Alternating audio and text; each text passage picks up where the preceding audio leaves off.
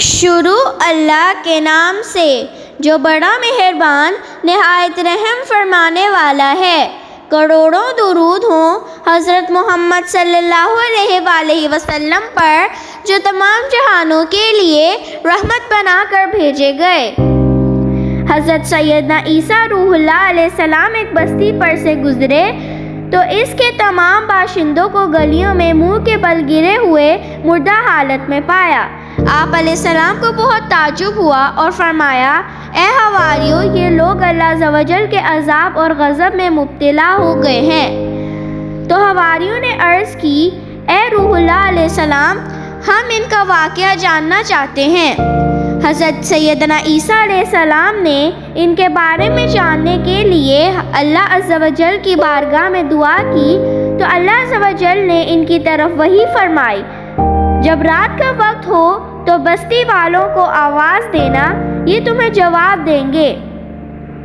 پھر جب رات ہوئی تو حضرت سیدنا عیسیٰ علیہ السلام ایک ٹیلے پر تشریف لائے اور بستی والوں کو پکارا تو ان میں سے ایک شخص نے جواب دیا، لبیک یا روح اللہ۔ تو حضرت سیدنا عیسیٰ علیہ السلام نے اس سے پوچھا، تمہارا واقعہ کیا ہے؟ اس نے عرض کی، اے روح اللہ علیہ السلام، رات کو ہم چین سے سوئے تھے اور صبح کو ہلاکت میں مبتلا ہو گئے۔ پوچھا، ایسا کیوں کر ہوا؟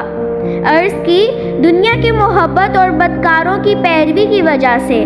حضرت سیدنا عیسیٰ علیہ السلام نے پوچھا، دنیا سے تمہاری محبت کیسی تھی؟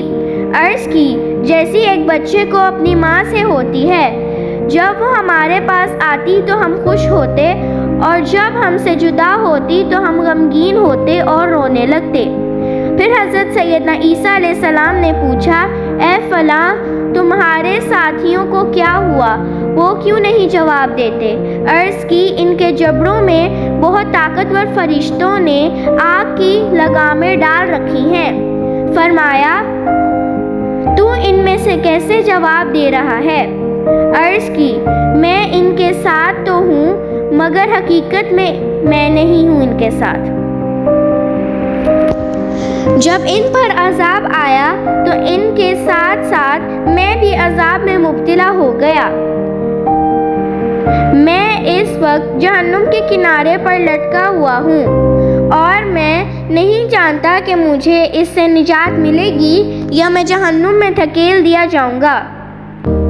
اے زندگی کے مسافر، تو حد سے گزر چکا ہے، اپنی آزمائش پر آنسو بہا، کہیں ایسا نہ ہو کہ تجھے بھی دھتکار دیا جائے۔